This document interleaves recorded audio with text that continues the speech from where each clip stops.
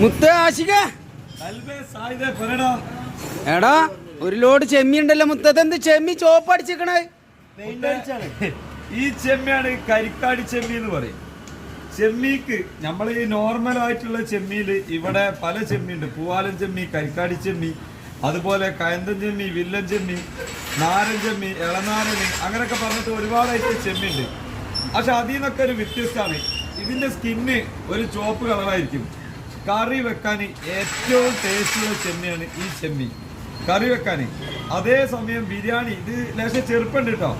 ഇതിന്റെ ഈ ചെമ്മിനെ ബിരിയാണി വെക്കുകയാണെങ്കിലും ബിരിയാണി ഒക്കെ ഉണ്ടല്ലോ ഭയങ്കര ടേസ്റ്റ് ആയിരിക്കും. അതാണ് ഈ കരിക്കാടി ചെമ്മി എന്ന് പറഞ്ഞ ചെമ്മി. ഒരു പ്രത്യേക ടേസ്റ്റ്.